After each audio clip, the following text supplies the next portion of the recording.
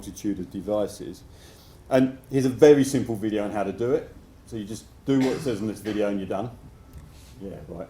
Let's go through it. It seems obvious, even though it was controversial until recently. Brand is story. So first you have to find the core story at the heart of your brand, what we call the story platform. Create narratives based on it and publish those narratives across all relevant media in weird and wonderful ways.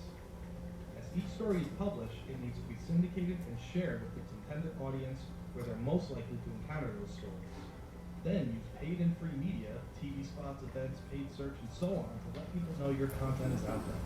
Content has to be easy to share so everyone can help spread the brand's stories. To make sure your audience can find your content with searching, everything must be optimized and tagged appropriately. So it goes round and round, driving results and effectiveness up, while driving media spend down. The best part comes next. Sustained by the brand's storytelling, the brand's fans add, syndicate, and share their own content, comments, links, ratings, and entirely new versions. And all this brand-inspired content, whether new stories or conversations about old ones, creates more marketing momentum for free forever. The result of rigorously following this path is a permanent market advantage for the brand. Lower media spend, higher impact. All you need is to make sure you've got your stories told. A friend of mine, a guy called Mike Baylor, has a nice analogy. He's written a book about the difference between brand marketing then and now. It used to be the equivalent of bowling a bowling ball down a 10-pin alley. So you had your targets and you got a bowling ball and you just bowled it down and it knocked over as many of those pins as you could. Because that used to have one message, one way of doing it, one brand message. Today, though, he says it's much more about being in a pinball machine, where the ball is sustained without you having to do anything. You flip it once or twice back in, but the community, the social, are sustaining the messaging, are sustaining the distribution of your content, distribution of your messaging. So today, that pinball, there's a very simple way of doing it, is the big change, and TV are having to adopt that change. So let me finish off with what I think, what the 2020 vision is going to look like for television.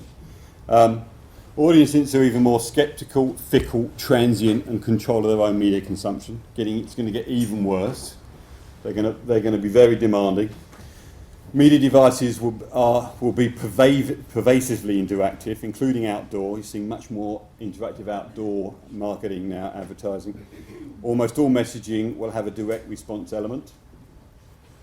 Consumption is multi-screen, both serial and parallel modes.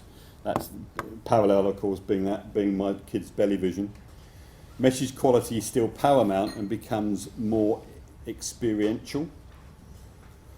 High quality media will still be king and mass, but also a large majority will be viral, social, advertorial and collaborated.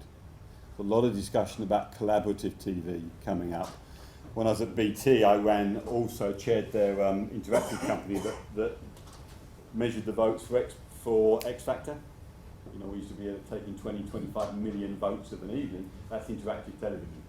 Well, you're going to see that now, of course, on television itself, where people interact through their TV, so you can start voting through the song as well as at the end of it.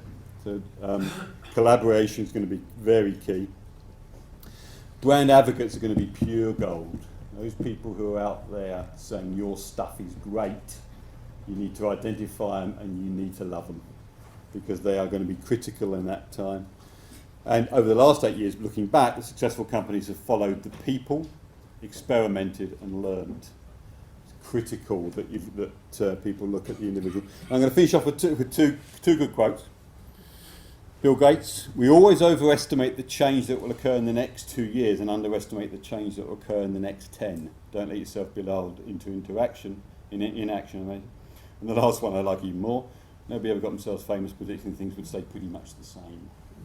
So I don't think they're going to say pretty much the same, but I think it's a very exciting time for television and technology, but also for creatives. So one of the themes could be this afternoon how you get those two married up. Thank you.